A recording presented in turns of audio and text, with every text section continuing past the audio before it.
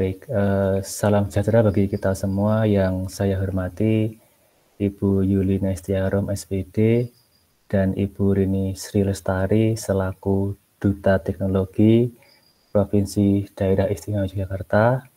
Yang kami hormati sahabat teknologi.diy khususnya Bapak Fajar Rudianto SPD dan Ibu Kristina Indri SPD. Dan yang kami hormati pula Bapak, Ibu-Ibu peserta webinar pada kesempatan malam hari ini. Puji syukur marilah selalu kita aturkan pada Tuhan Yang Maha Kuasa, karena atas limpahan rahmat-Nya dan karunia-Nya pada kesempatan malam hari ini, kita dapat berkumpul di ruang virtual ini dalam rangka untuk mengikuti kegiatan yang kami beri judul Inobelsistek atau Inovasi Pembelajaran Berbasis Teknologi, yang mengusung grand tema menguatkan ekosistem digital pendidikan dengan berkarya dan berbagi untuk mewujudkan merdeka belajar. Baik Bapak Ibu, saya di sini Aditama selaku moderator akan membacakan susunan acara pada kesempatan malam hari ini. Yang pertama adalah pembukaan, yang kedua adalah kegiatan inti atau berbagi dan berkolaborasi. Yang ketiga adalah motivasi dari Duta Teknologi DIY. Yang keempat tanya jawab. Yang terakhir adalah penutup. Bapak Ibu yang kami hormati, marilah untuk mengawali kegiatan pada malam hari ini, kita buka dulu dengan berdoa sejenak agar nanti kegiatan pada malam hari ini dapat berjalan dengan lancar tanpa kendala satupun. Berdoa menurut keyakinan masing-masing, kami persilahkan.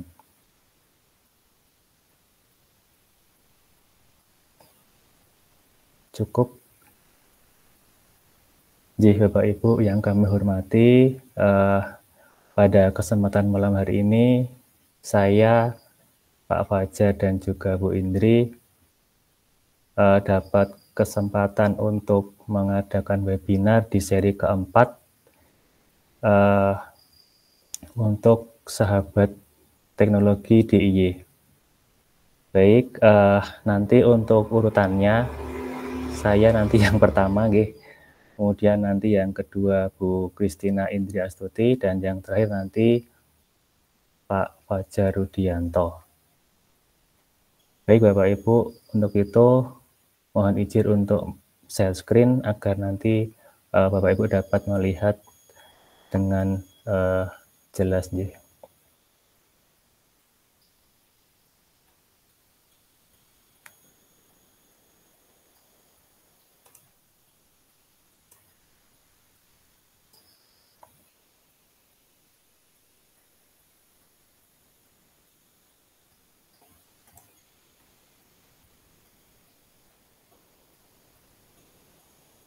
Sudah terlihat Bapak Ibu share screen saya? Ya, Pak. Sampun, baik Bapak Ibu yang kami hormati, pada kesempatan malam hari ini saya untuk yang pertama nanti akan menyampaikan praktik baik yang telah saya lakukan di sekolah tempat saya bekerja. Untuk praktik baiknya saya beri judul yaitu praktik baik pembelajaran model PBL atau Problem Based Learning berbantuan platform teknologi. Baik, nama saya Aditama SPD, cukup singkat, hanya satu suku kata saja. Kemudian untuk unit kerja saya di SMP Negeri 4 Depok Sleman. Dan mapel yang saya ampu adalah informatika dan bimbingan TIK. Untuk informatika kelas 7 dan 8, bimbingan TIK untuk kelas 9. Baik, untuk gambaran yang telah saya lakukan dalam inovasi pembelajaran, kegiatan yang telah saya lakukan itu saya laksanakan untuk peserta didik kelas 7 Mapel Informatika dengan materi interaksi antar perangkat. Kemudian model dalam kegiatan tersebut adalah PBL seperti tadi saya sampaikan di awal pada judul. Nanti ini akan lebih mengajak anak-anak untuk memecahkan sebuah masalah secara berkelompok. Dan yang ketiga, kegiatan nanti akan diawali dengan pretest menggunakan platform Google Forms dan diakhiri dengan post-test menggunakan platform Kahoot. Nah, seperti Bapak Ibu ketahui dan Bapak Ibu juga sudah sami pirsa bahwa untuk kegiatan pembelajaran ada 3 bagian besar. Yang pertama ada pendahuluan, yang kedua ada inti pembelajaran, yang terakhir adalah penutup. Oke, seperti biasa untuk kegiatan pendahuluan pasti akan diawali dengan salam, kemudian sapa, doa, pengkondisian siswa atau peserta didik, lalu melakukan presensi, kemudian kita mengingatkan kembali apa yang sudah kita pelajari di pertemuan sebelumnya, lalu kita berikan persepsi, tujuan pembelajaran, dan juga teknik penilaian yang akan kita lakukan pada kegiatan tersebut. Dan untuk selanjutnya di sini untuk pretest saya gunakan Google Forms karena nanti kita akan mendapatkan hasil yang cepat. Artinya apa? Artinya adalah ketika kita sudah melakukan pretest saat itu, sudah submit semua anaknya, setelah itu nanti kita bisa langsung untuk melihat hasilnya. Nah, bagian yang kiri ini adalah pembuatan formnya. Saya rasa Bapak Ibu sudah paham semua. Dalam Google Form itu nanti ada beberapa jenis yang bisa Bapak Ibu buat model pertanyaannya, apakah jawaban singkat atau paragraf, pilihan ganda, kotak centang, drop down, dan lainnya. Kebetulan pada kegiatan pretest itu saya menggunakan yang pilihan ganda karena saya menggunakan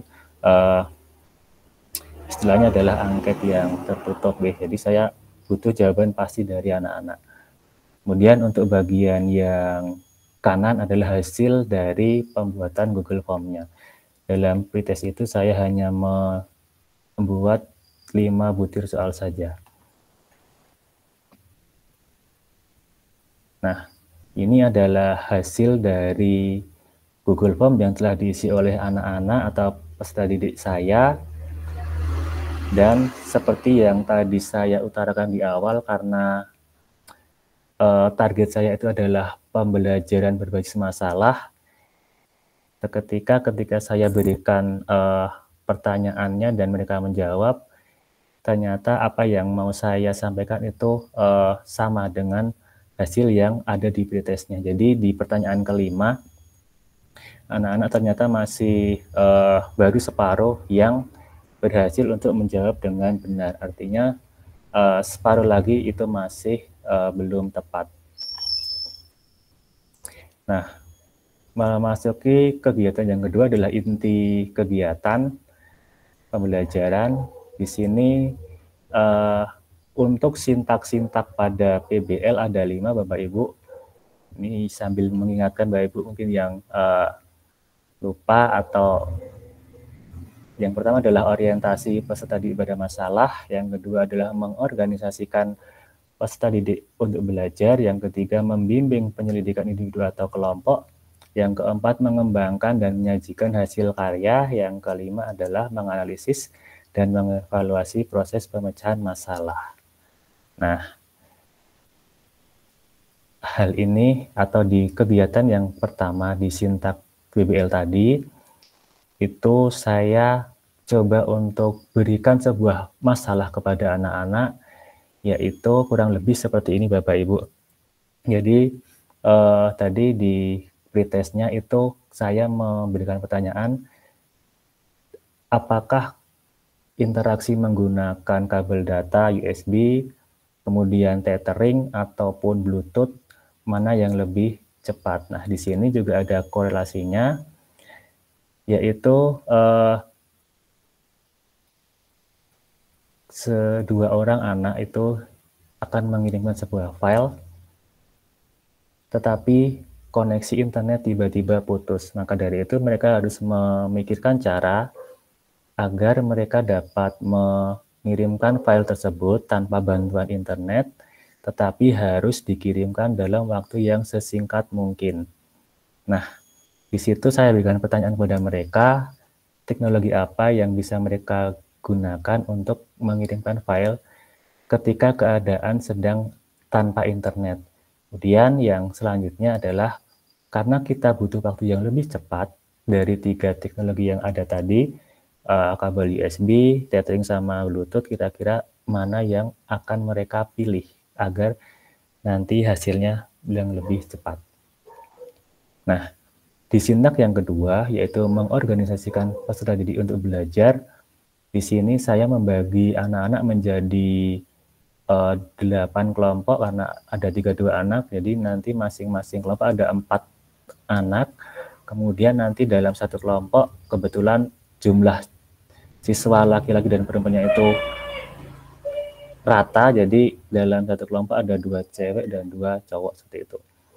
Kemudian setelah itu saya bagikan LKPD dan saya jelaskan bagaimana proses untuk pengisian LKPD-nya.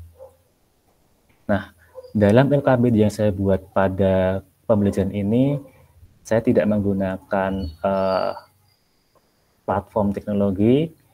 Saya kebetulan menggunakan LKPD yang saya print atau saya cetak karena memang untuk kegiatan yang sudah istilahnya percobaan, jadi mereka sudah interaksi sama komputer, kemudian HP karena mereka akan saling kirim terima file, maka untuk LKPD-nya memang sengaja saya dalam bentuk cetak seperti itu, Bapak. Nah, setelah tadi sudah saya sampaikan LKPD-nya, saya jelaskan proses pengisiannya. Yang ketiga adalah membimbing penyelidikan individu atau kelompok. Nah, di sini pasti dalam kegiatan itu mereka akan banyak bertanya pada gurunya, meskipun sebenarnya mereka sudah sudah ada teman di dalam kelompoknya, tapi mereka biasanya lebih marem kalau bertanya pada gurunya. Nah, maka dari itu kita sebagai guru atau berperan sebagai fasilitator dalam kelompok itu akan melakukan pengamatan dalam atau mengamati mereka dalam mengerjakan tugas yang sudah diberikan. Kemudian di kegiatan yang keempat atau sidang yang keempat yaitu mengembangkan dan memberikan hasil karya. Nah, setelah tadi anak-anak sudah melakukan percobaan bagaimana mereka mengirimkan file menggunakan beberapa media atau sarana, ada kabel USB, ada tethering dan juga Bluetooth, maka mereka sudah dapat hasilnya dan tinggal menuangkan hasilnya itu dalam LKPD yang sudah disediakan. Nah, di sini mereka akan menyelesaikan LKPD-nya dan saya sebagai pendidik atau sebagai fasilitator juga akan memantau diskusi dan juga membimbing agar nanti semuanya dapat selesai sesuai dengan waktu yang sudah direncanakan di awal. Yang terakhir, menganalisis dan mengevaluasi proses pemecahan masalah. Nah, di sini setelah tadi LKPD sudah diselesaikan, maka untuk memastikan mereka paham dengan apa yang sudah dilakukan dan untuk melatih mereka berkomunikasi di depan umum, maka di sini dilakukan presentasi kelompok. Nah, untuk presentasinya memang untuk kegiatan ini saya minta semuanya untuk maju, kemudian mereka akan yang jelas akan membuka dulu, memperkenalkan diri dulu, lalu akan membacakan hasil dari pengerjaan LKPD yang sudah mereka lakukan. Biasanya mereka akan gantian gitu biar semuanya dapat bagian seperti itu. Nah, itu terkait dengan kegiatan di PBL ada 5 sintak tadi, dan yang terakhir adalah kegiatan penutup. Nah, di sini setelah tadi di awal ada pretest, maka di akhir saya berikan post-test. Soalnya sama, dan kalau yang tadi di awal itu saya gunakan Google Form, nah saya butuhnya cepat, dan di akhir ini saya gunakan Kahoot. Nah, di sini Kahoot ini hampir sama kayak Quizzes. Dan di sini siswa akan lebih ini ya, Bapak Ibu, lebih rame atau lebih terpacu karena mereka terburu dengan waktu. Okay. Kemungkinan Bapak Ibu juga sudah pernah membuka Kahoot, ada di kahoot.com. Kemudian untuk kuisnya ada 2 model. Kalau yang pengguna gratisan, yaitu kuis seperti ini, atau ini istilahnya ABCD, yang satunya adalah true or false. Kalau yang type answer seperti ini, slider, puzzle, itu untuk yang berbayar gitu. Nah, kalau untuk anak-anak nanti akan diarahkan ke kahoot.it atau IT. Nah, ini yang saya suka dari Kahoot. Jadi ketika sudah selesai tes dengan Kahoot, maka di situ akan dimunculkan semacam ini Bapak Ibu, podium. Jadi nanti ada 3 besar, kemudian ada 2 runner up. Selain itu juga hebatnya Kahoot adalah ketika sudah ada ini podiumnya, tapi mereka juga menyediakan reportnya atau laporannya. Nah, di sini cukup lengkap Bapak Ibu, ada overview, ada final score. Kalau final score itu hanya benar berapa, salah berapa. Kalau di Kahoot Summary, di sini lebih lengkap lagi, ada total skor poinnya, kemudian per soal mereka dapat berapa. Nah, Bapak Ibu, untuk Kahoot ini memang mereka harus cepat-cepat Bapak Ibu, cepat tapi benar gitu nggih, agar nanti nilainya yang paling tinggi. Meskipun ada 5 anak yang jawabannya sama benar semua, tapi hampir dipastikan bahwa akan ada satu yang paling unggul. Meskipun dia hanya terpaut beberapa milisecond gitu, bahkan bukan hanya detik, 1 detik, tapi mungkin setengah detik atau 0,1 detik. Itu sudah berbeda penilaiannya. Itu hebatnya Kahoot, ataupun kalau yang di Quizzes juga mungkin hampir sama konsepnya.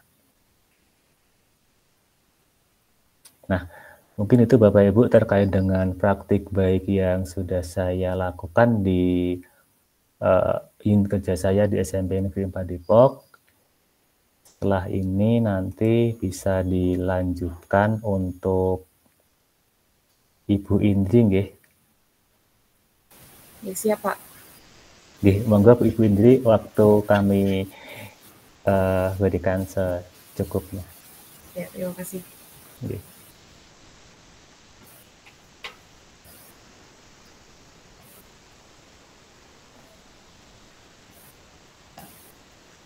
Share screen.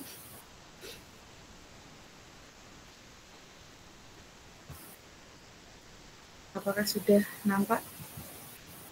Bapak Ibu? Sudah, sampun. Sudah, ya. Terima kasih. Sebelumnya, Assalamualaikum warahmatullahi wabarakatuh. Selamat malam Bapak Ibu. Selamat malam, terima kasih atas waktu yang diberikan kepada saya. Di sini saya ingin berbagi praktik baik yang sudah saya laksanakan di unit kerja saya. Saya perkenalan dulu, saya Christina Indri Astuti SED. Saya guru dari SD Negeri Singkar. Saya mengajar di kelas 5. Berikut ini adalah pembelajaran berdiferensiasi yang sudah saya lakukan di kelas saya. Pembelajaran ini saya beri judul pensi bisik. pembelajaran berdiferensiasi bikin asik. Selanjutnya tentang saya lahir di Gunung Kidul 20 April 1990. Saya guru penggerak angkatan 6 dan juga sahabat teknologi DIY 2023. Mengajar di SD Negeri Singkar di kelas 5 Kabupaten Gunung Kidul, Yogyakarta. Sebelum masuk ke pembelajaran yang terintegrasi TIK, saya ingin sedikit mengulas tentang pembelajaran berdiferensiasi. Pembelajaran ini adalah serangkaian keputusan masuk akal yang dibuat oleh guru yang berorientasi pada kebutuhan murid dan juga merupakan upaya guru untuk selalu memenuhi kebutuhan belajar murid. Sedangkan kebutuhan belajar murid sendiri dibedakan menjadi 3 aspek, yaitu yang pertama kesiapan murid, kemudian minat murid, dan juga profil belajar murid.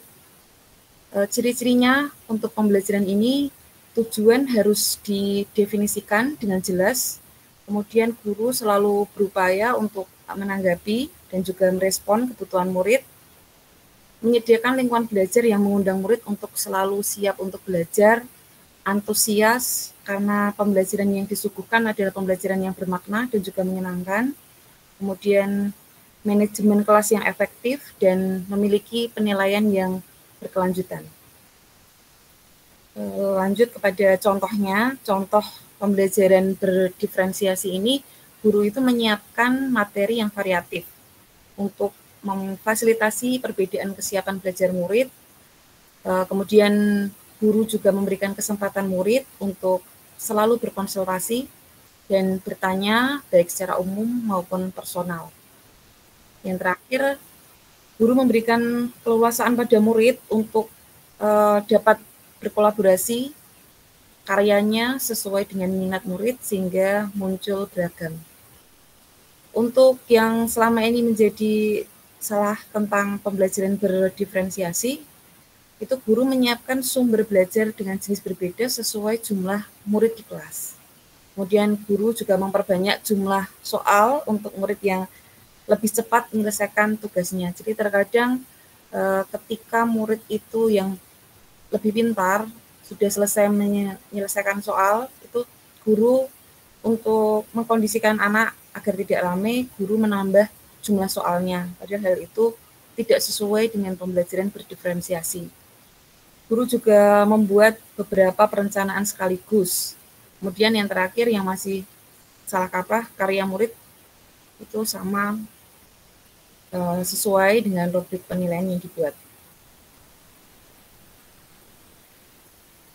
Memenuhi kebutuhan belajar murid melalui pembelajaran berdiferensiasi ini adalah pendekatan dalam proses pengajaran dan pembelajaran, di mana guru itu merancang pengalaman belajar yang mempertimbangkan perbedaan-perbedaan individual antar siswa.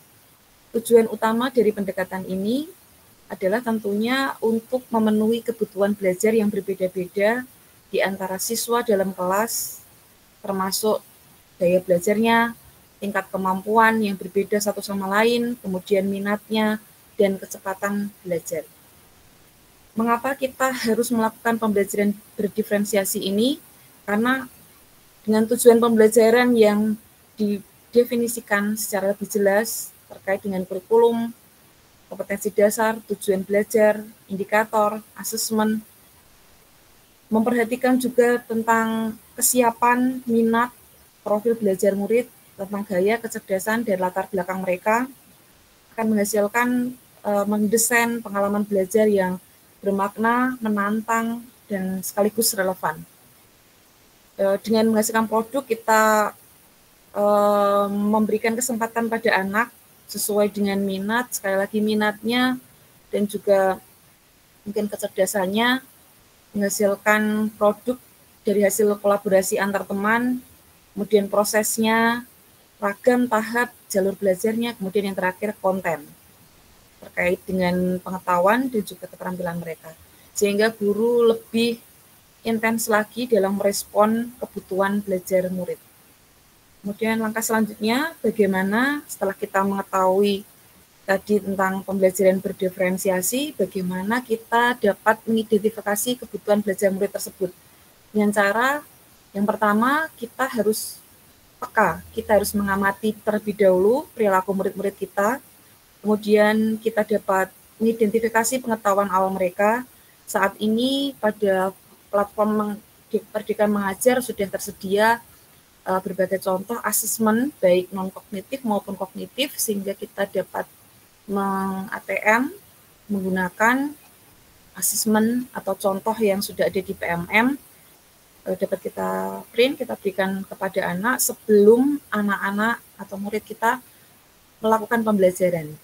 Setelah itu kita mereview dan melakukan refleksi terhadap praktik pembelajaran yang sudah kita laksanakan. Kemudian menggunakan berbagai penilaian formatif maupun diagnostik, membaca rapot murid dari kelas mereka yang sebelumnya, kemudian kita juga dapat berbicara, berkonsultasi dengan guru murid sebelumnya. Manfaatnya yang pertama, jika kita menggunakan pembelajaran berdiferensiasi, terintegrasi TIK, yang pertama mengakomodasi kebutuhan beragam siswa, yang kedua mengoptimalkan potensi siswa, kemudian berikutnya meningkatkan motivasi dan partisipasi, karena selama ini ketika guru menggunakan metode lebih banyak ceramah atau guru tidak berfungsi sebagai fasilitator, itu anak menjadi lebih cepat frustasi dan bosan. Harapannya dengan menerapkan pembelajaran berdiferensiasi ini sesuai gaya dan minat mereka, mereka dapat lebih antusias, bersemangat, merasa pembelajaran menyenangkan sehingga lebih semangat lagi. Kemudian mendorong pembelajaran kolaboratif dan pada akhirnya akan mengembangkan keterampilan berpikir kritis dan problem solving. Strategi dalam mendiferensiasi pembelajaran ada 3 terkait dengan konten, proses, dan juga produk. Diferensiasi konten ini merujuk pada strategi yang membedakan organisasi dan format penyampaian konten. Konten di sini adalah materi pengetahuan, konsep, kemudian keterampilan yang perlu dipelajari murid berdasarkan kurikulum. Sedangkan proses merujuk pada strategi yang membedakan proses yang harus dijalani murid-murid tersebut, memungkinkan mereka untuk berlatih lebih mendalam, lebih memahami dari isi materi. Kemudian produk merujuk strategi yang membedakan produk hasil belajar murid, hasil latihan, penerapan mereka, dan pengembangan dari apa yang sudah mereka pelajari. Tentunya dalam menerapkan pembelajaran ini ada tantangannya, Bapak Ibu. Tantangannya yang pertama adalah pengetahuan dan keterampilan guru. Terkadang guru itu mungkin merasa belum terlatih, belum memiliki pengetahuan yang cukup tentang strategi dan teknik dalam berdiferensiasi ini. Kemudian kesibukan waktu, karena tentunya dalam mengelola pembelajaran ini, berdiferensiasi ini membutuhkan waktu yang lebih ekstra, dan juga dalam persiapan, dalam pelaksanaannya, guru itu membutuhkan waktu yang lebih, dan terkadang selama ini kan guru itu dalam menyelesaikan materi sudah terkendala waktu, sudah habis terlebih dahulu. Dengan melakukan atau mengelola pembelajaran berdiferensiasi ini, guru takut akan membuang-buang waktu, membutuhkan waktu yang ekstra, sehingga terkadang malas untuk mencoba, takut untuk mencoba. Yang ketiga adalah rencana pembelajaran terdiferensiasi, yaitu merancang rencana pembelajaran yang memadai, yang memenuhi kebutuhan beragam siswa, itu juga menjadi tantangan. Karena hal ini membutuhkan pemahaman yang lebih mendalam tentang kebutuhan, kemampuan individu siswa. Dan yang terakhir, tantangannya adalah penyediaan sumber daya yang sesuai, karena hal ini membutuhkan pembelajaran ini membutuhkan sumber daya yang sesuai sekaligus bervariasi untuk siswa.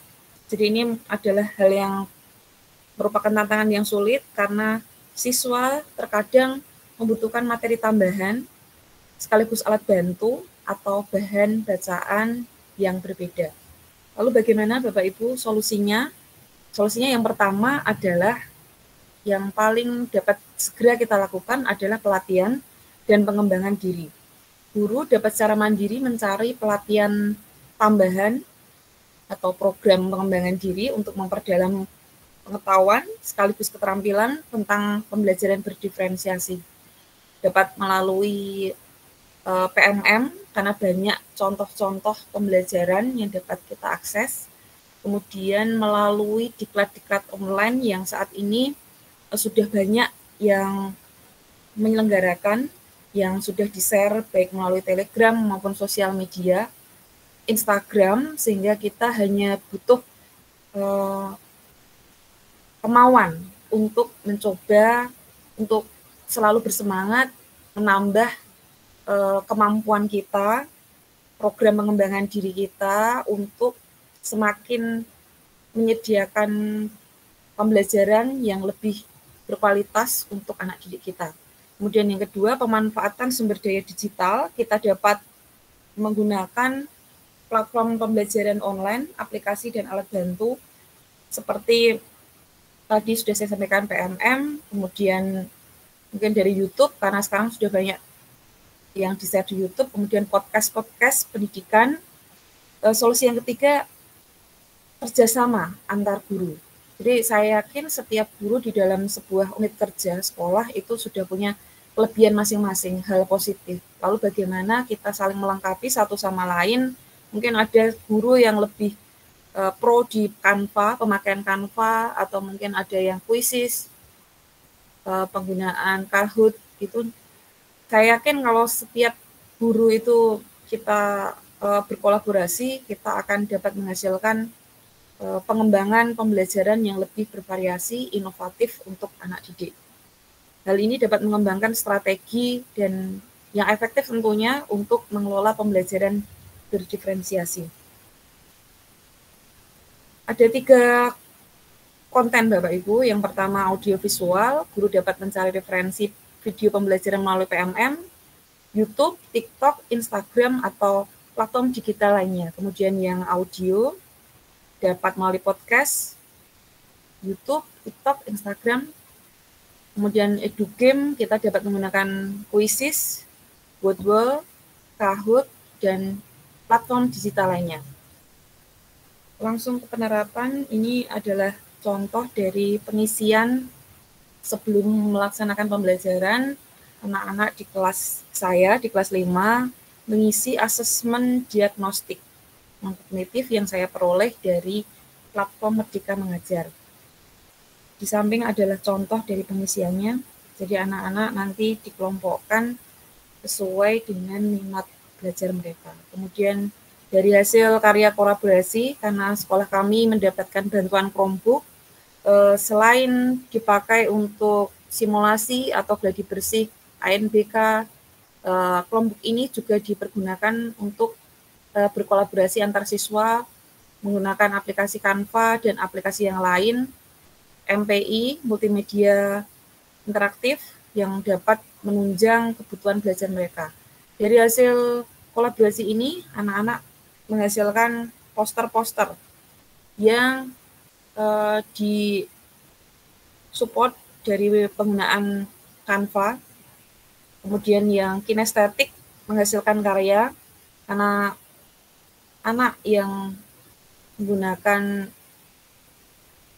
minat kinestetik ini tentunya tidak bisa diam. Jadi ketika dia melakukan aktivitas, dia akan merasa lebih senang. Dan ini tentunya berimbas dalam minat ketika melakukan pembelajaran, sehingga nantinya pada akhirnya tentu tujuan akhirnya adalah hasil akhirnya ketika melakukan evaluasi, malah tentunya anak ini mengalami peningkatan. Kemudian setelah anak-anak melaksanakan pembelajaran, mereka mengisikan refleksi melalui aplikasi Jamboard Sticky Note. Jadi anak maju satu persatu, kemudian mengisi perasaan mereka setelah melaksanakan pembelajaran. Kalau di awal, sebelum kita memasuki pembelajaran, kita dapat melakukan KSE, kompetensi sosial emosional, dengan menyetelkan audio pembelajaran. yang dapat kita buat sebelumnya. Lalu kita mengkondisikan anak dulu dalam keadaan sudah siap untuk belajar, karena terkadang anak dari rumah itu keadaannya belum siap, terkadang mungkin bangunnya kesiangan, atau tidurnya kemalaman, atau ada peristiwa lain di rumahnya. Jadi kita harus mengkondisikan terlebih dahulu di awal pembelajaran, dapat menggunakan musik-musik yang terapi, sehingga anak rileks, siap untuk melaksanakan pembelajaran, dapat pula melaksanakan ice breaking lewat senam-senam kecil. Kemudian kalau di akhir dapat mengisi refleksi menggunakan Jamboard sticky note ini. Kemudian di samping adalah pemanfaatan multimedia pembelajaran interaktif. Ketika melakukan evaluasi dapat menggunakan aplikasi Quizzes. Ini contoh-contoh yang sudah saya laksanakan. Kemudian pemanfaatan TikTok dapat digunakan ketika pemberian tugas. Karena anak zaman sekarang tentunya lebih familiar menggunakan TikTok daripada hanya digunakan untuk scroll. Saya berikan kesempatan kepada anak agar mencoba, ternyata setelah mengerjakan tugas melalui pemanfaatan TikTok ini, anak-anak juga dapat mengakses dengan cekatan. Kemudian ini adalah hasil kolaborasi pemanfaatan Chromebook. Mungkin hanya itu yang dapat saya sampaikan. Saya izin menampilkan multimedia yang sudah saya buat tadi. Apakah sudah nampak? Sudah, Bu. Sudah. Oke, ini adalah tugas pembelajaran yang ketiga, level 3 kemarin. Ini adalah contoh multimedia pembelajaran interaktif di kelas 5, sistem pernafasan manusia. Di sini ada tombol-tombol navigasi yang langsung connect ketika kita membuka misalnya start itu untuk memulai aplikasi. Kemudian jika ingin kembali ke menu utama, menekan tombol home. Di sini di menu ini ada tujuan pembelajaran, materi, kuis, reference, dan profil pengembang. Ketika anak itu menekan tujuan pembelajaran, itu langsung akan connect dengan tujuannya. Mungkin agak delay ya Bapak Ibu.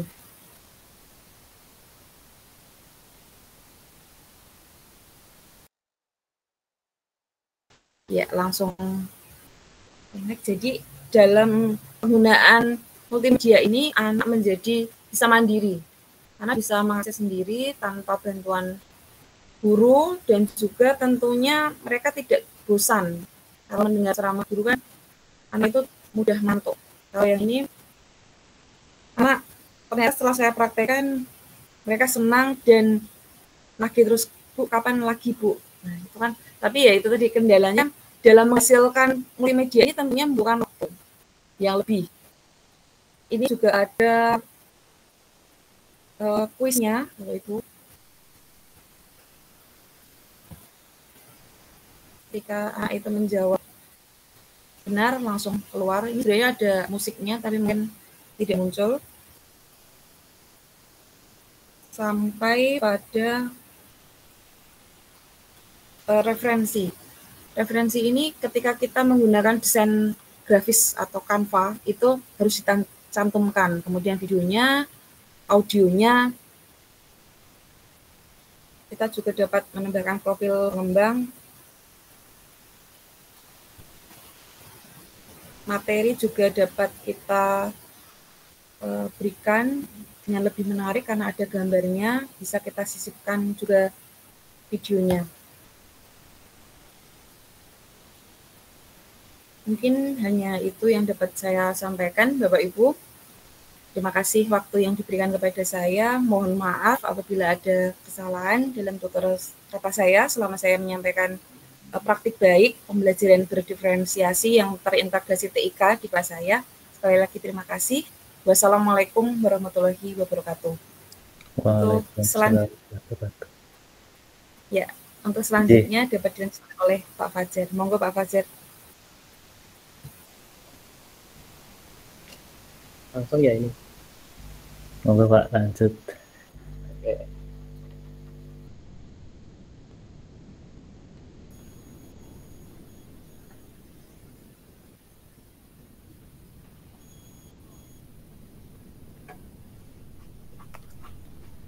Baik, langsung kita mulai.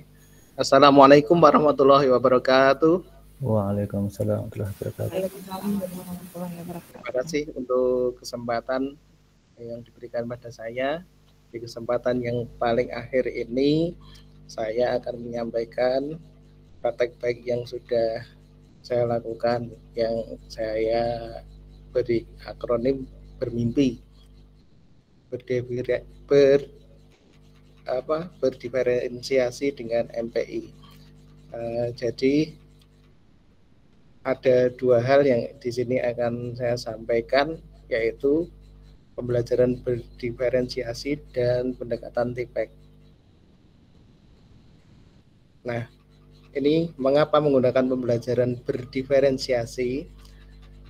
Seperti kita ketahui, pembelajaran berdiferensiasi adalah pembelajaran yang mengakomodasi kebutuhan belajar siswa yang berbeda-beda. Pembelajaran ini memberikan variasi dan pilihan dalam proses produk dan lingkungan pembelajaran sesuai dengan gaya, minat, dan kemampuan siswa. Adapun pendekatan TIPEC atau Technological, Pedagogical, and Content Knowledge adalah pendekatan yang mengintegrasikan pengetahuan tentang teknologi pedagogik dan konten dalam pembelajaran. Pendekatan ini diharapkan dapat membantu guru dalam merancang dan melaksanakan pembelajaran yang efektif, efisien, dan menarik dengan memanfaatkan teknologi yang sesuai dengan materi dan metode pembelajaran. Ini kalau kita gambarkan seperti ini, TIPEC itu T-nya teknologikal, P-nya pedagogikal, C-nya konten, terus A-nya N, dan K-nya knowledge. Harapannya seperti pada gambar ini, yang kita harapkan ini dari teknologikal, kemudian pedagogikal, konten, dan knowledge ini akan menghasilkan satu kesatuan yang kita sebut dengan TIPEC ini. Jadi harapannya guru itu tidak hanya menguasai kemampuan pedagogiknya, tidak hanya pengetahuannya yang tinggi, tapi juga menguasai teknologi untuk pembelajaran. Nah, kesimpulannya, pendekatan TIPEC termasuk salah satu cara untuk menerapkan pembelajaran berdiferensiasi. Dengan pendekatan TIPEC, guru dapat menyesuaikan teknologi pedagogik dan konten yang digunakan dalam pembelajaran dengan karakteristik siswa yang beragam. Misalnya, guru dapat menggunakan media interaktif, game online, video, atau podcast untuk menyampaikan materi yang sama kepada siswa dengan gaya belajar yang berbeda. Nah, pendekatan TIPEC dalam pembelajaran ini konsepnya, konsep pembelajaran digital menurut beberapa sumber, antara lain Ayis, Nana Surahman, dan Wahyudi.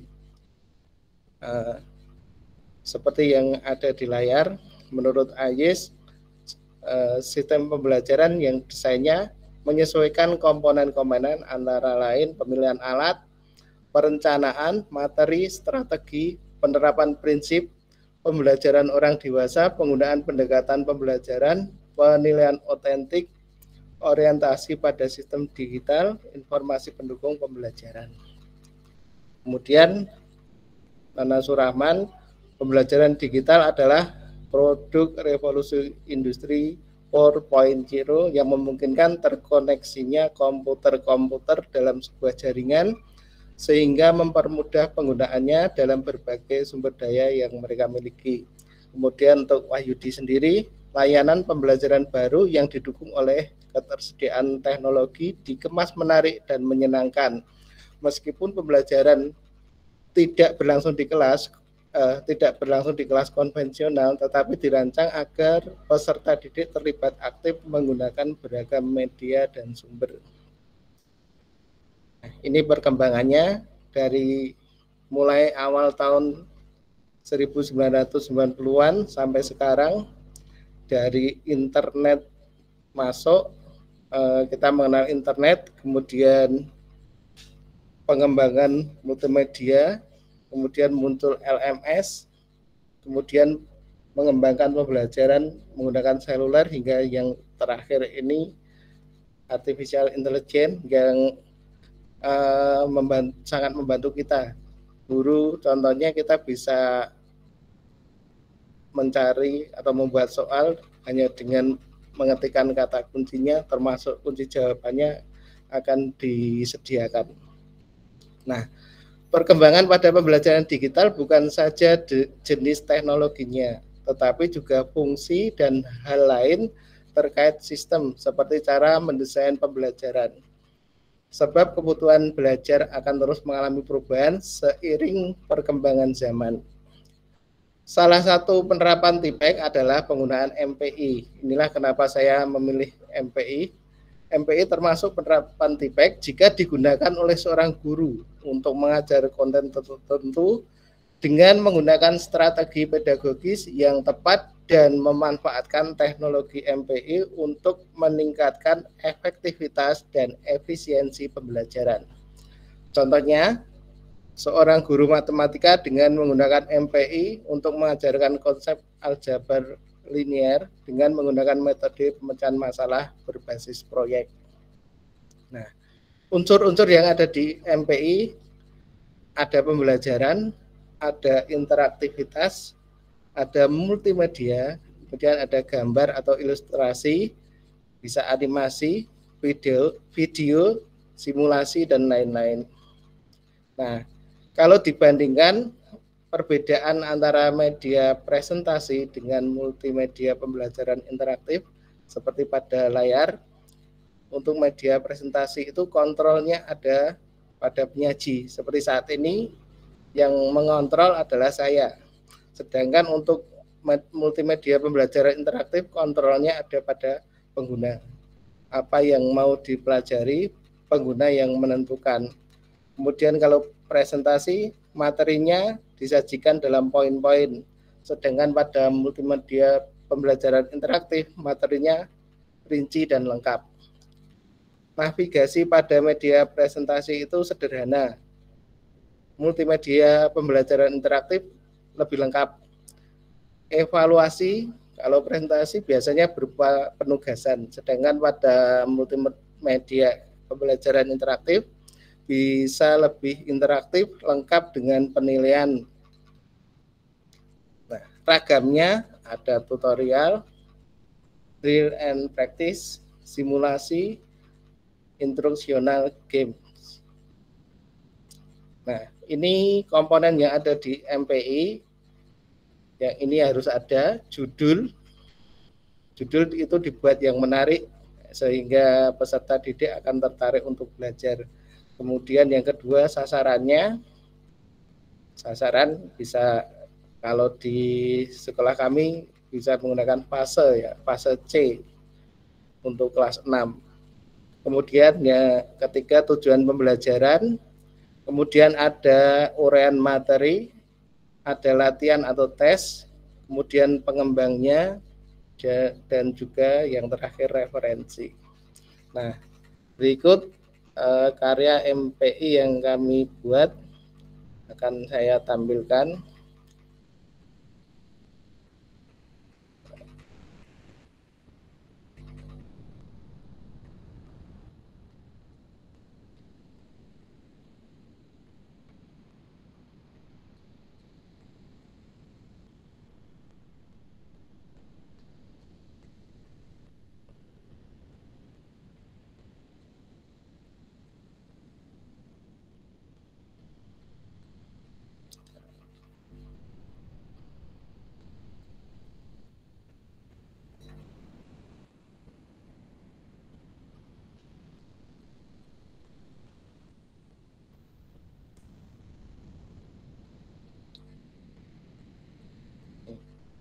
Jadi ketika menggunakan MPI kita tidak langsung anak-anak buka Chromebook-nya lalu dibuka MPI, tidak. Tapi kita tetap menjalankan proses pembelajaran. Nah, ini tadi kebetulan pagi tadi kami berkolaborasi dengan Bu Indri juga, barengan dengan operator sekolah secara luring di SD Siraman 1, sekaligus kami mengadakan webinar online. Jadi peserta kami ada 2, yang online dan offline. Tadi bekerja sama dengan Kombel Mandiri Handayani. Nah, ini kami menggunakan Mentimeter untuk berinteraksi dengan siswa. Kenapa ini kami lakukan? Karena kami merasa terkadang siswa kalau ditanya langsung itu juga malu-malu menjawab, ada yang takut, ada yang malu. Sehingga ini bisa menjadi salah satu alternatif. Sebenarnya banyak platform yang lain, kebetulan saja kami menggunakan Mentimeter. Nah, di bagian awal biasanya kita bisa menanyakan perasaan siswa ya. Dari responnya ini nanti siswa yang menjawab memilih senang, biasa, atau sedih. Nah, ini akan menjadi dasar pembelajaran kita.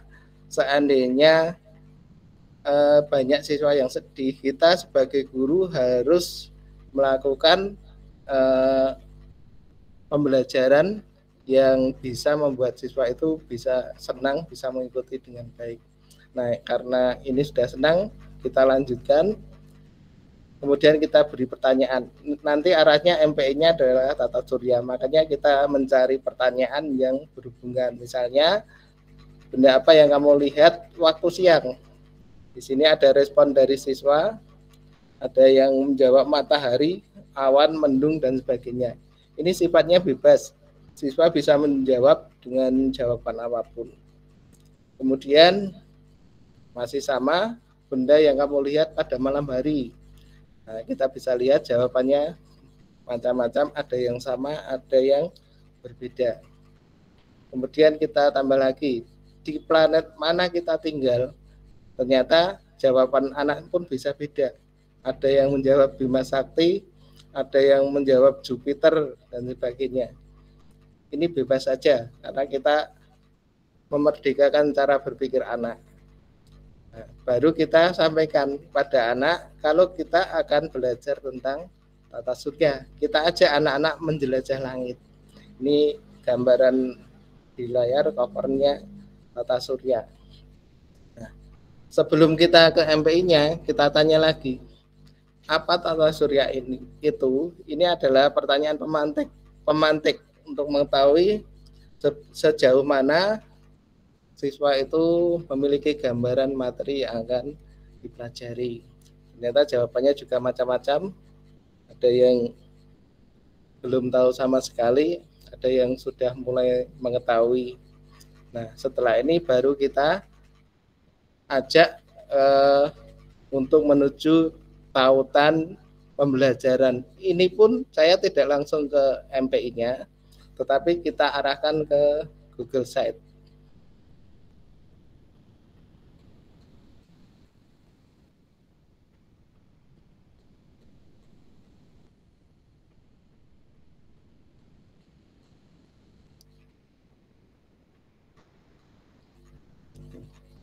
Ini tampilan Google Site yang saya buat untuk memfasilitasi anak-anak dengan gaya belajar yang berbeda. Kami sediakan MPI sendiri yang sebenarnya tujuan utamanya, tapi tetap kita sediakan video untuk menonton dan juga mendengarkan. Yang mendengarkan berupa audio atau suara saja, kemudian yang menonton itu berupa video. Nah, kebetulan ini tadi untuk MPI-nya ada error tidak bisa kita jalankan karena memang kita menggunakan hosting gratis, nggak tahu mungkin ada bermasalah, MPI-nya tidak bisa diakses. Tapi alternatifnya kita bisa mengakses secara offline. Nanti akan kita coba. Dari yang pertama mendengarkan dulu.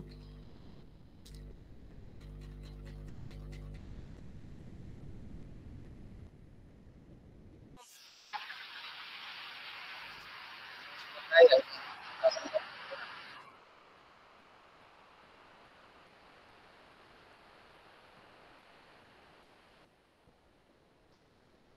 kita lanjut yang kedua, video.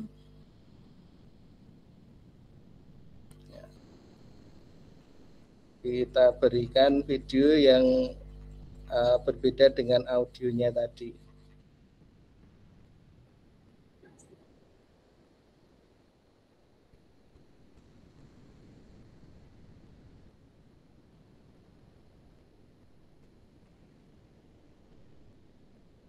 Akan membuka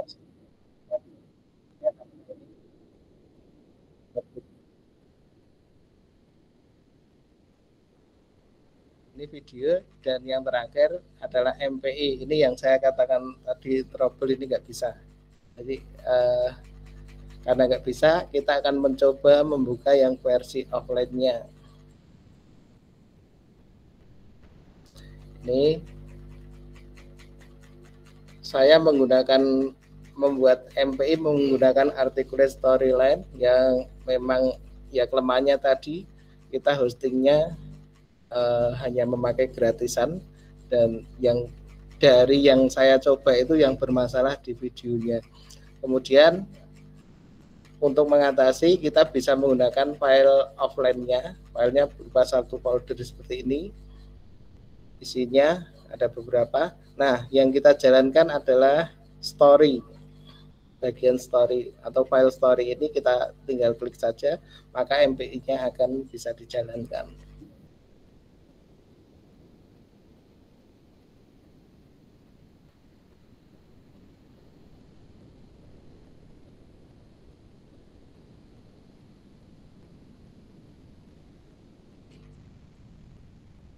Kita masuk ke bagian awal, ada mulai.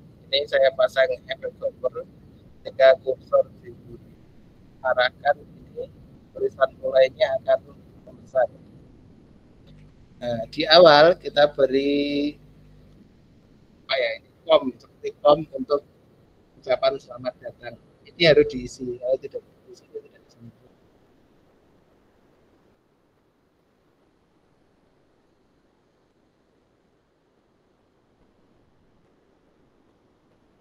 Ini lengkap, baru kita masuk. Ini ada ucapan selamat datang.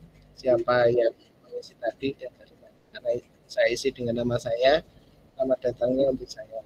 Nah, ini yang kita sampaikan tadi, judulnya. Sebenarnya kita membahas tata surya, untuk menarik perhatian siswa kita gunakan judul asik menjelajah. Ini ada menu dari pendahuluan, materi, video, evaluasi maupun aksi. Pendahuluan untuk mengawali materi yang akan kita pelajari, ada mata pelajarnya.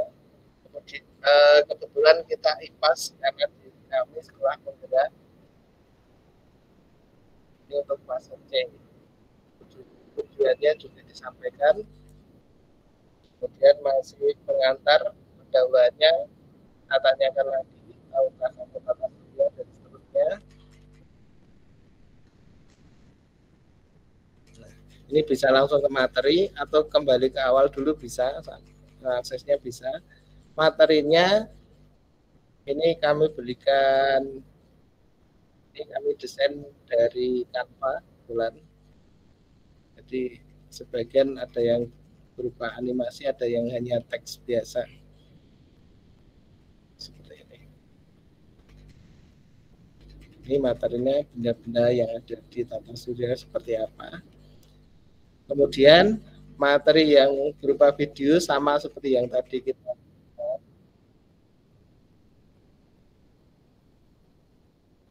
dengan yang tadi itu saya ambil dari yang kami pisahkan. Kemudian bagian informasi, ini ada petunjuk tombol-tombolnya. Kemudian pengembangnya saya sendiri. Kemudian referensinya, videonya dari mana, kemudian desainnya, ada yang dari Canva, terus background musiknya, dan buku yang digunakan. Kemudian evaluasinya. Di articulate storyline ini cukup lengkap untuk evaluasi. Ada pilihan ganda, ada siap singkat, ada uraian, kemudian ada pilihan ganda kompleks pun ada. Tapi untuk contoh ini hanya saya berikan ya pilihan ganda. Lihat karena ini sifatnya latihan, jadi siswa bisa mencoba jika belum benar seperti ini, misalnya belum tepat ada reaksinya, misalnya ini benar, maka ada notifikasi selamat kamu memilih jawaban yang benar. Kita akan melihat hasil akhirnya ya, nanti di akhirnya ada keterangan apakah siswa itu sudah menguasai atau belum. Ini kita jawab acak saja.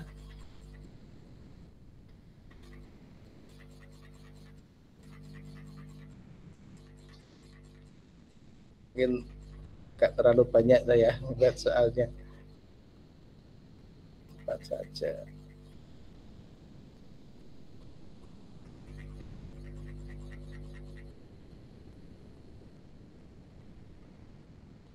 Setelah memilih harus submit satu persatu.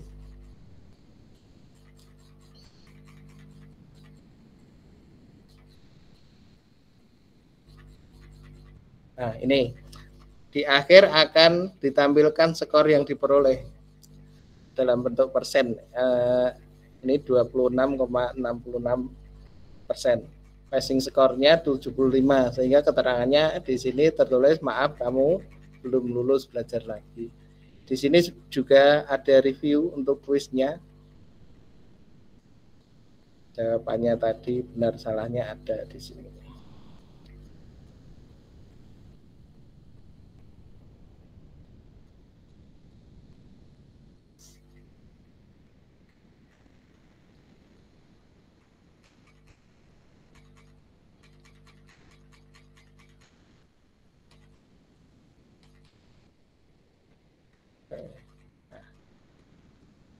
Jadi siswa bisa mempelajari, mencari mana soal yang sudah dijawab benar atau salah.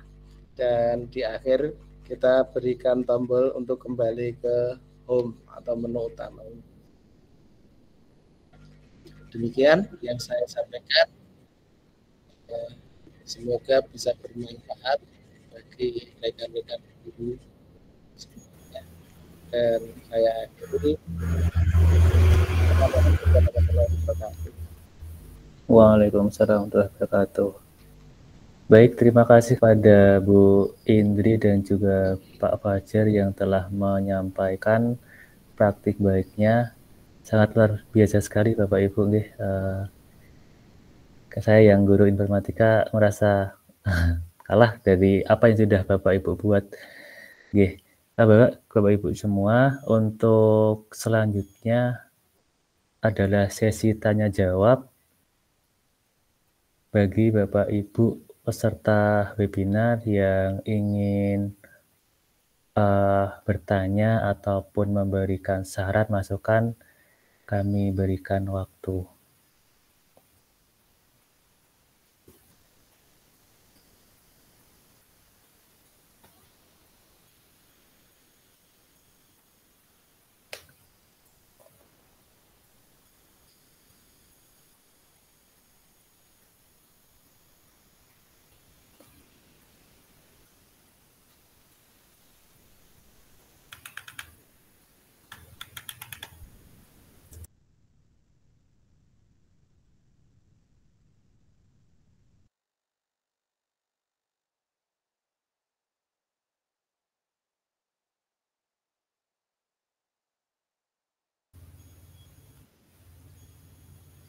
Oke, silahkan Bu Yoma Septiantika.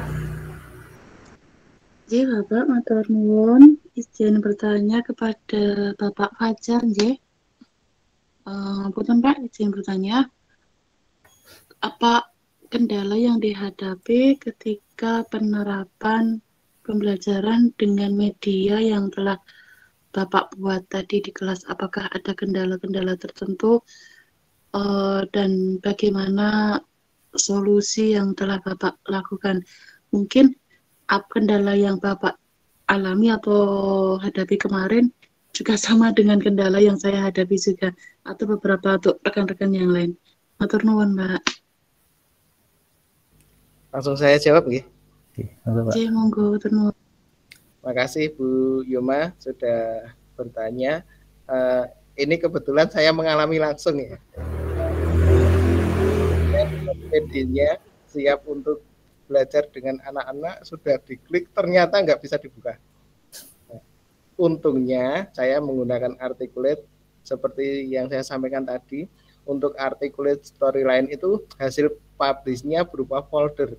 Nah, foldernya itu berisi hasil file-file hasil dari kita membuat MPI, bisa diakses secara offline.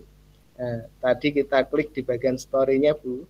Jadi solusinya satu folder tadi harus kita bukan diinstal, hanya kita copy saja, bisa pakai flash disk atau langsung kita copy ke perangkat. Kalau Chromebook ya Chromebook, kalau laptop ya laptop, di HP pun bisa, cuman kalau di HP sayang ukurannya ya nanti kapasitasnya yang agak berat. Jadi asal foldernya itu lengkap, kita jalankan story, nanti tetap bisa jalan. Mungkin itu saja.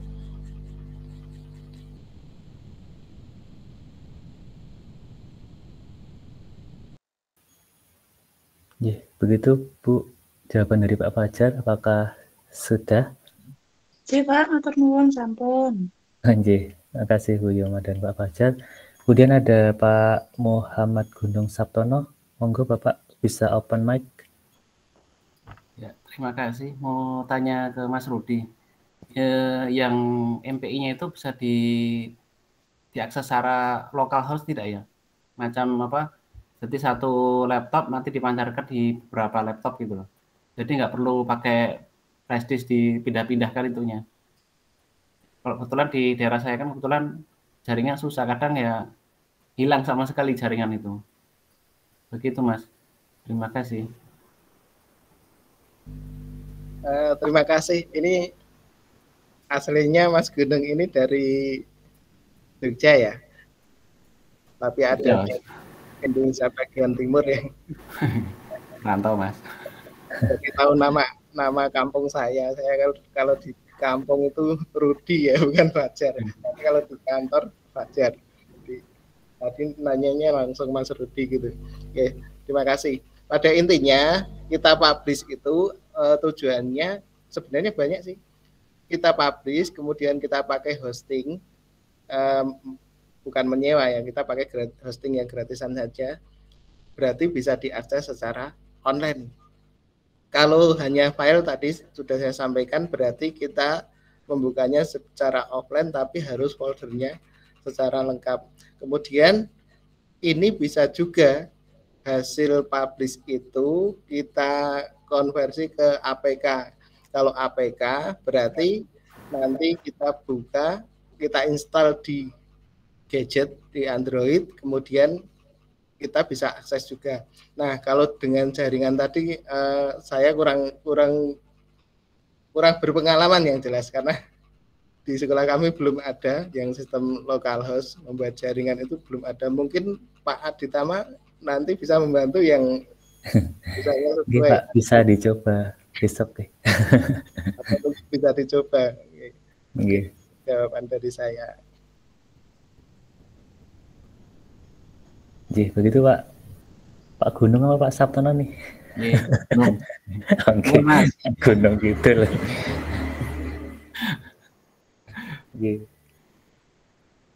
Terima kasih Pak Gunung Sabtono atas pertanyaannya. Ada lagi betul Bapak Ibu? Kalau tidak ada nanti kita langsung ke motivasi dari Duta nggih, karena sudah jam 8.15. Oh nggih, satu lagi. Nggih, Bu Yuma monggo. Jadi Bapak izin sedikit menambahkan dan sekedar berbagi pengalaman nggih terkait dengan local host. Jadi saya ingat ketika beberapa waktu yang lalu saya mengikuti pelatihan, jadi kita tuh bisa menggunakan local host karena yang namanya komputer itu kan memiliki IP address itu ya. Nah, jadi nanti kita cari IP address-nya, kemudian nanti komputer lain bisa menuliskan IP address yang di komputer utama, nanti bisa mengakses file tersebut tanpa harus koneksi internet. Nanti niku Pak, mohon jika ada koreksi matur nuwun. Jadi Bu, harus sangat ya, intinya untuk yang tadi Pak Gunung tanyakan adalah bagaimana ketika folder yang ada di misalkan komputernya Pak Rudi itu apakah bisa diakses dalam jaringan lokal atau dalam lingkup ruangan itu. Secara teori bisa Bapak Ibu, cuman ketika nanti ada tadi yang penskoran itu nanti bisa iya bisa tidak, karena itu kaitannya dengan ketika folder itu digunakan rame-rame apakah dia mampu untuk menjalankan atau menyimpan soal yang tadi dikerjakan siswa. Itu perlu dicoba dulu biar nanti tahu oh ternyata bisa atau tidak gitu Bapak Ibu.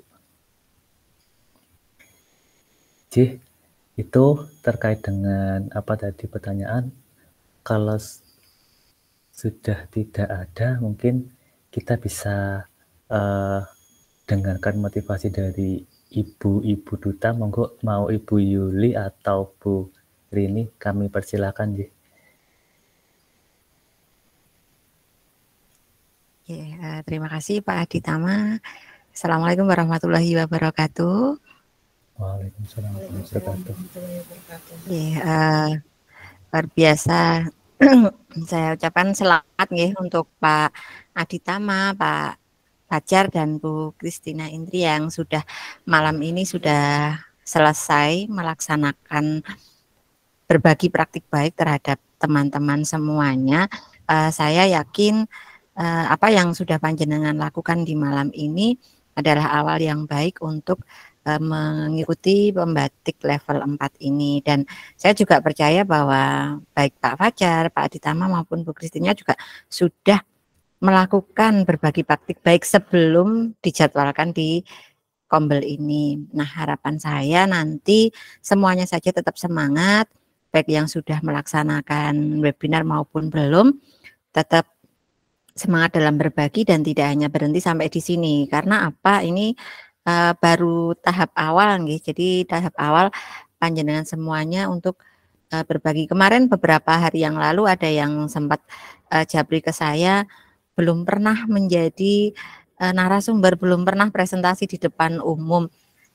Saya juga menjawab bahwa semuanya itu kan pernah menjadi yang pertama, dan yang menjadi yang pertama itu tentu grogi, nggak pede, itu hal yang wajar, dan ternyata Bapak Ibu bisa melaksanakan semuanya dengan sangat baik dan lancar. Dan saya lihat praktik baik yang sudah Bapak Ibu lakukan ini sungguh luar biasa, dengan kemampuan masing-masing, dengan spesifikasi pembelajaran masing-masing, pasti punya hal-hal yang menarik yang bisa kita adaptasi, yang bisa kita ATM, bisa kita tiru kemudian, dan bisa menjadi inspirasi bagi semuanya. Nah, pesan saya tetap semangat, tetap jaga kesehatan, kerjakan tugas-tugas level 4 ini hingga akhir semaksimal mungkin. 30 orang ini kalau jadi duta semua kan nggak mungkin ya. Kemarin Bu Erna juga sudah berpesan bahwa jadi duta itu janganlah menjadi tujuan utama. Jadi duta itu adalah bonus dari kerja keras panjenengan semuanya. Yang jelas adalah panjenengan sampai di level 4 ini sangat luar biasa, menyisihkan ratusan peserta baik yang dari DIY maupun ribuan peserta secara umum ya. Jadi bukan hal yang mudah untuk sampai ke level 4. Saya sendiri mengikuti pembatik dari tahun 2019 itu pol mentok hanya disampai level 3, baru di tahun 2022 kemarin bisa sampai level 4, dan ini luar biasa. Sampai di sini itu pengalamannya tidak bisa terlupakan sampai kapanpun. Jadi Bapak Ibu tetap semangat nggih, tetap semangat untuk berbagi, tetap semangat untuk mengikuti kegiatan, dan jangan lupa untuk apa yang sudah dilakukan hari ini bisa tuliskan di blog dan juga dibuatkan vlognya. Jangan lupa itu tugas utamanya untuk bisa dinilai oleh kami para tutor atau para pendamping di level 4 ini. Itu saja yang bisa saya sampaikan. Mungkin nanti Bu Yuli bisa menambahkan yang lainnya. Terima kasih. Assalamualaikum warahmatullahi wabarakatuh. Waalaikumsalam warahmatullahi wabarakatuh. Terima kasih Bu Rini. Semoga bisa disambung Ibu Yuli. Terima kasih Mas Aditama. Selamat malam Bapak Ibu sekalian. Assalamualaikum warahmatullahi wabarakatuh. Selamat kami ucapkan kepada 3 teman-teman sahabat teknologi, Mas Aditama, Mas Fajar, Mbak Christina Indri gitu ya, yang malam hari ini berhasil membawakan tema. Sebenarnya saya sangat tertarik dengan tema utamanya ya Innobel Sistek ya, inovasi pembelajaran berbasis teknologi. Dan rata-rata ini memang best practice-nya mengenai pembelajaran berdiferensiasi dan pemanfaatan teknologi digital. Nah, Bapak Ibu, sekedar mengingatkan saja sebenarnya ketika ada teknologi yang sangat maju, yang kemudian misalnya ketika kita pandemi kemarin ada YouTube, ada misalnya berbagai platform teknologi ya yang berseliweran di ranah pendidikan dan sangat dibutuhkan, tapi pada ruhnya Bapak Ibu guru itu tidak bisa tergantikan gitu ya. Artinya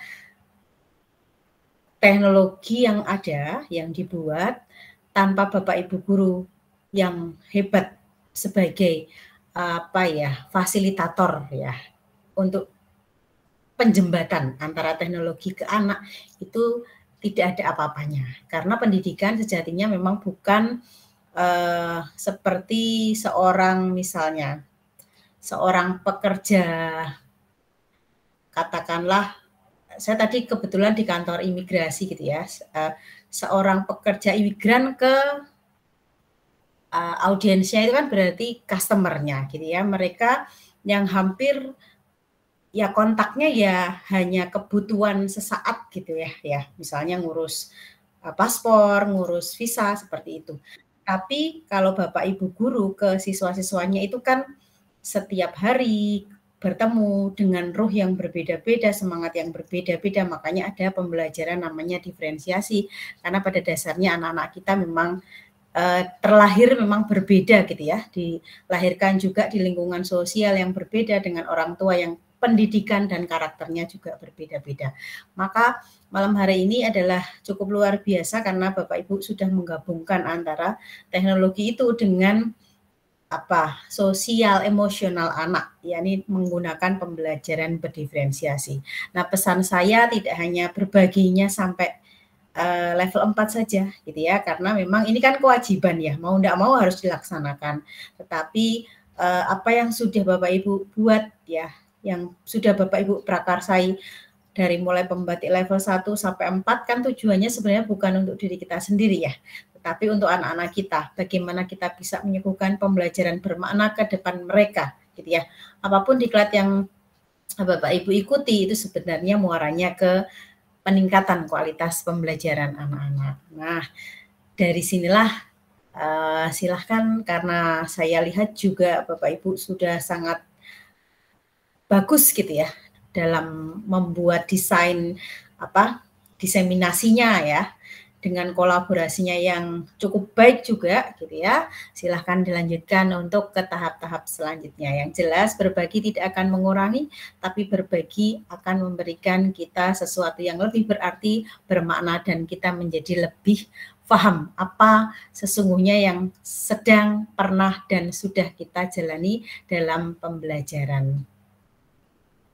Karena Bapak Ibu guru adalah pembelajar sejati ya. Jadi artinya guru itu selain mengajar, dia juga harus belajar. Mungkin itu saja yang bisa saya sampaikan. Tetap semangat untuk Bapak Ibu bertiga dan yang lain, karena saya lihat juga ini Bapak Ibu yang hadir juga dominan level 4 juga ya. Tidak apa-apa, saling support gitu ya.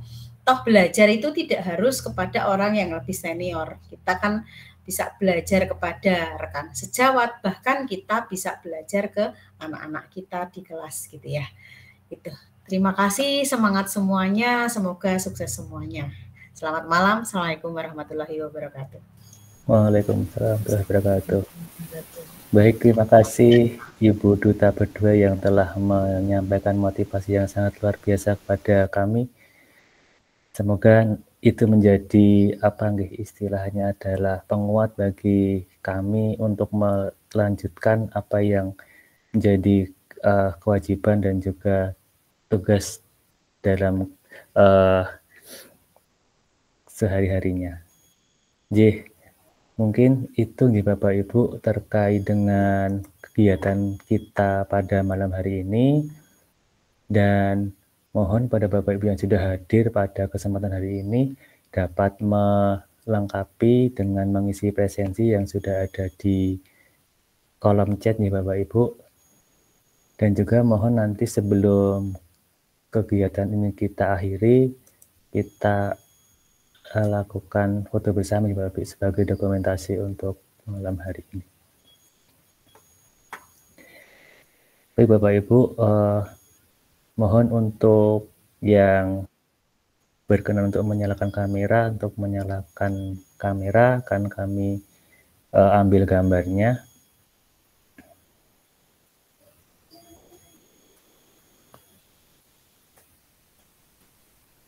Sebentar, saya hitung.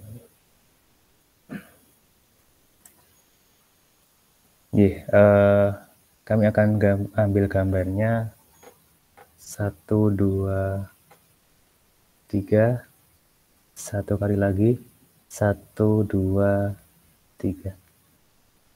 Terima kasih Bapak Ibu yang sudah berkenan untuk hadir pada kegiatan kelompok kami di malam hari ini. Sebelum nanti kegiatan ini kami tutup, saya selaku moderator, jika ada banyak kurang dalam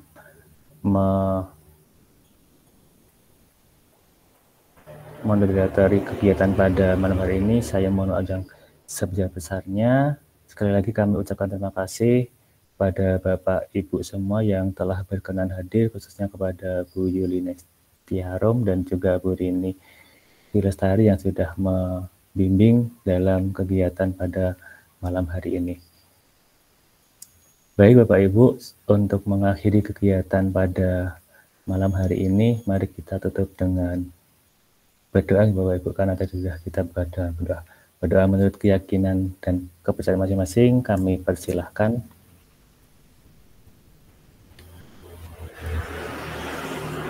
Cukup. Baik, sebelum saya tutup, saya punya satu pantun nih Bapak Ibu, seperti mungkin rekan-rekan juga di tim yang lain. Satu-satu aku sayang kamu, dua-dua juga sayang kalian. Cakep. Cakep. Semoga yang sedikit ini bisa menjadi tambahan ilmu. Terima kasih dan cukup sekian Bapak Ibu. Cakep. Terima kasih Bapak Ibu. Mungkin itu Bapak Ibu yang dapat kami sampaikan. Kalau akhiri, wassalamualaikum warahmatullahi wabarakatuh. Terima kasih Bu Rini, Bu Yuli, dan semuanya. Terima kasih Semangat. Terima kasih semuanya. Sama-sama, semangat. Sudah plong ya, yang belum masih ada seri-seri berikutnya. Blognya jangan lupa Pak Fajar. Terima kasih. Sami-sami. Oh iya, saya lupa ya mau kasih modulnya ya. Sebentar, nanti tak carikan dulu filenya. Udah lama ya soalnya. Monggo silakan di ini dulu, di stop. Stop sekarang. Yes, rekamannya. Record.